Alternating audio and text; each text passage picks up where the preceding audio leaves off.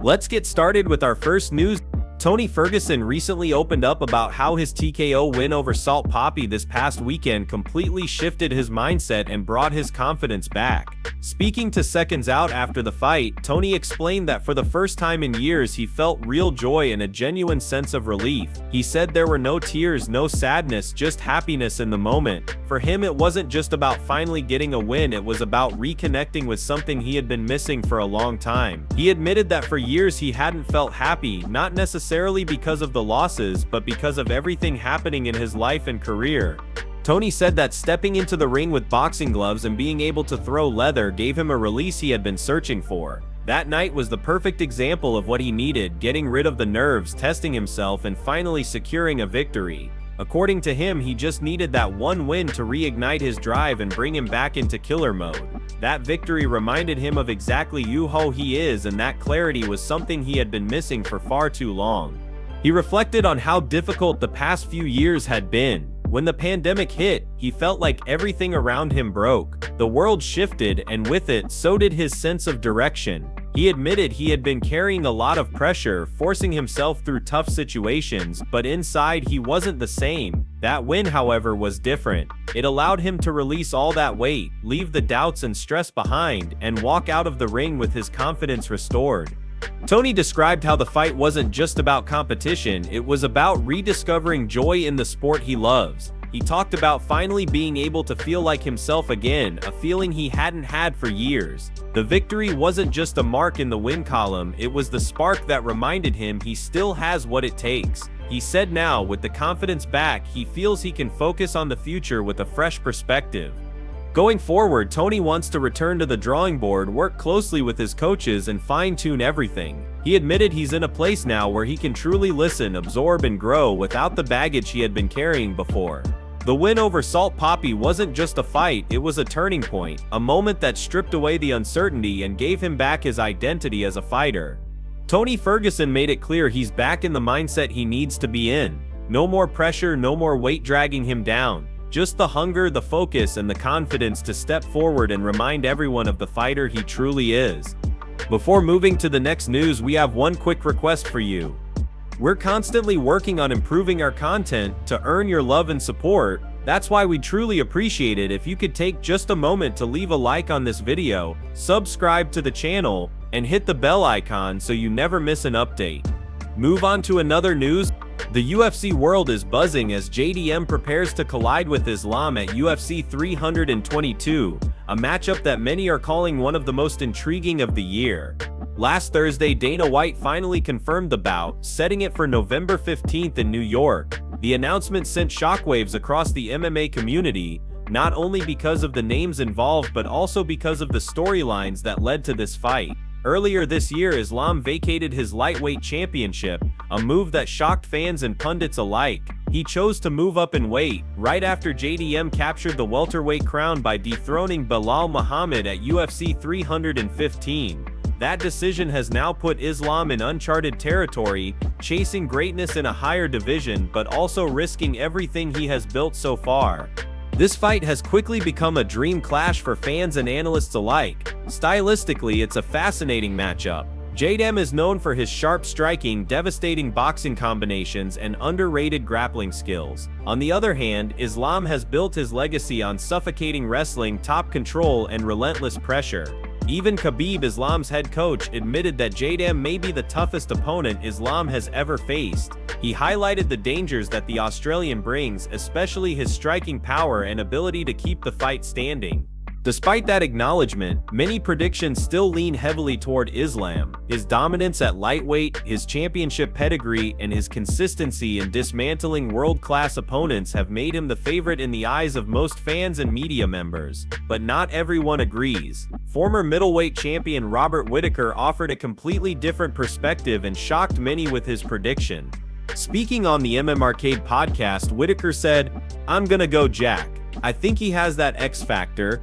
I think he has the grit, the determination to fight the takedowns, to fight the takedown attacks that Islam is gonna go for. And I think in a striking fight, straight up, Jack is better." Whittaker explained that over the course of 5 rounds, JDM's hands could prove to be the difference. He sees JDM as the sharper, more effective striker who can control the exchanges if he keeps the fight standing. Whitaker also pointed out something many overlook: JDM's grappling. People sleep on Jack's grappling game and his jiu-jitsu. I don't think Islam is gonna be as gung-ho with the takedowns as everyone believes because Jack has that level of offense off his back. According to him, Islam may be more hesitant than usual, aware that JDM can threaten him in scrambles or submissions. In Whitaker's eyes, this fight isn't about who's technically superior in one area, it's about who has the mindset, the durability, and the will to impose their game. I don't think either of them is overly superior in any way, he said. Jack has nothing to lose and Islam's got everything to lose. He's the hottest prospect right now in MMA. For Whitaker, the stakes are clear. JDM comes in with freedom, no pressure, and the chance to shock the world, while Islam carries the weight of expectations, legacy, and reputation on his shoulders. This is what makes UFC 322 a fight that fans cannot afford to miss. Move on to another news. In a recent interview with the Spanish outlet El Chiringuito, UFC lightweight champion Ilia opened up about a surprising and unsettling experience when he ran into Conor. For Ilia, this was no ordinary encounter. Conor had once been one of his idols growing up, a figure he admired for his fighting spirit, charisma, and ability to rise to the top of the sport. But the man he met in person felt completely different, and the vibe left Ilia disturbed in a way he had never expected.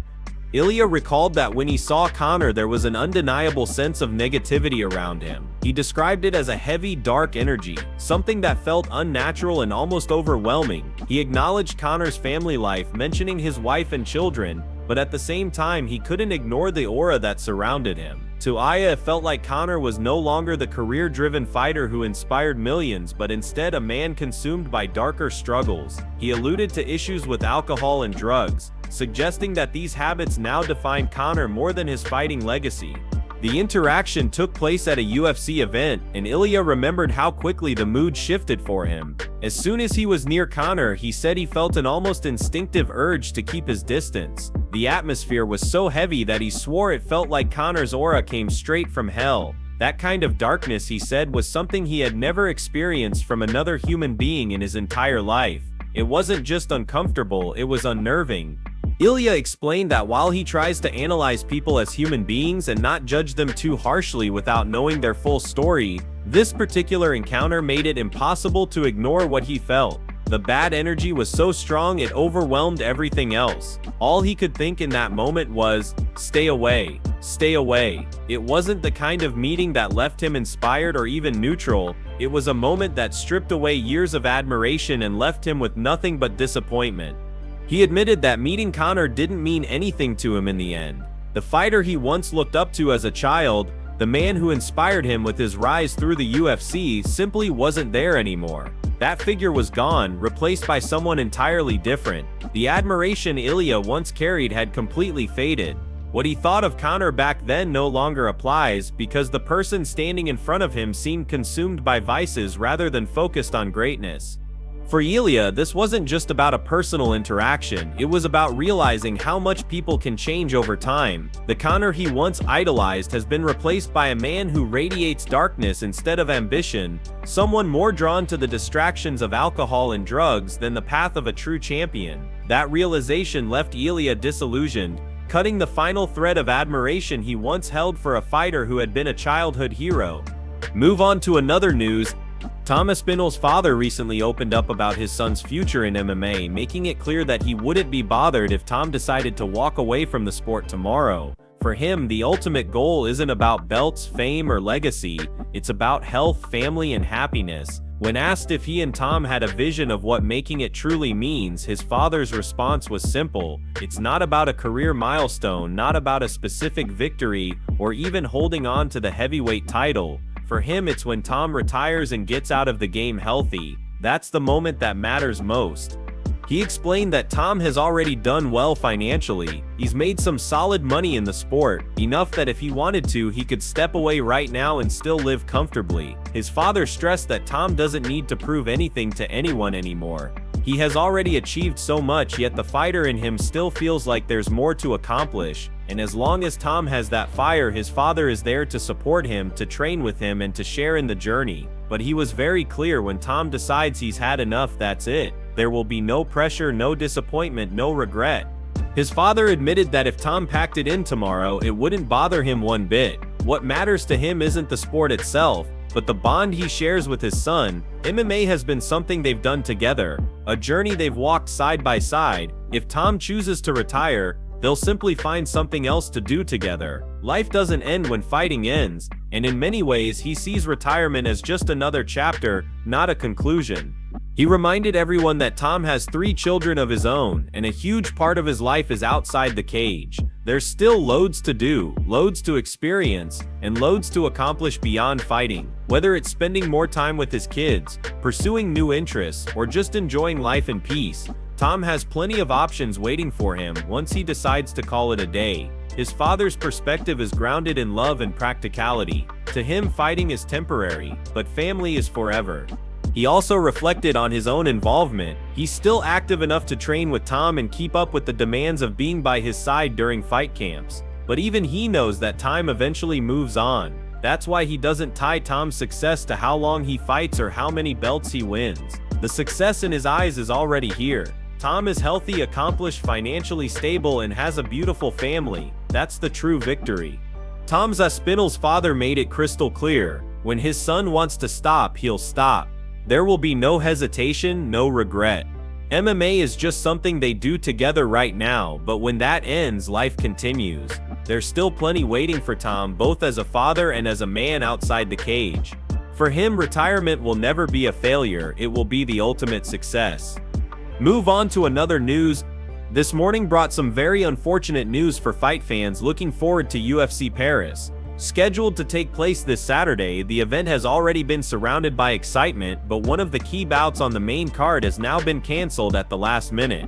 The fight between Ferguson and Caio Fernandes was officially called off, leaving the card with a major gap.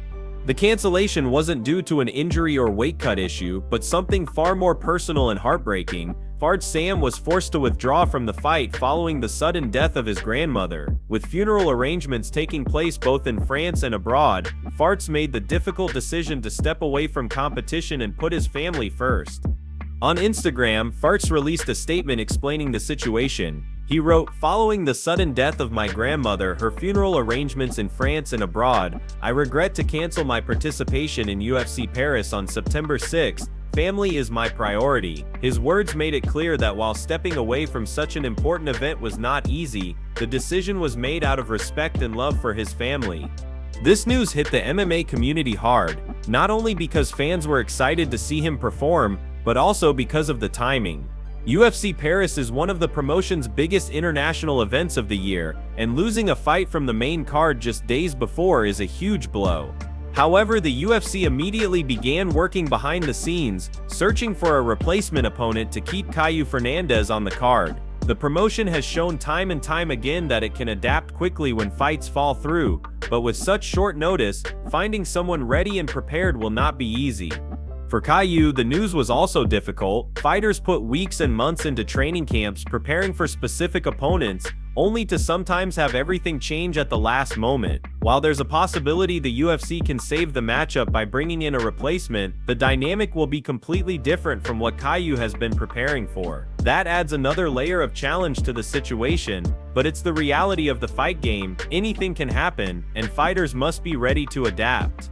As for Fars, this is about more than fighting. The loss of a loved one is never easy, and the timing makes it even harder. Missing UFC Paris is significant for his career, but his decision highlights something much deeper. Family always comes first. Fans, fighters, and media have all expressed their support, understanding the importance of stepping away in such a moment.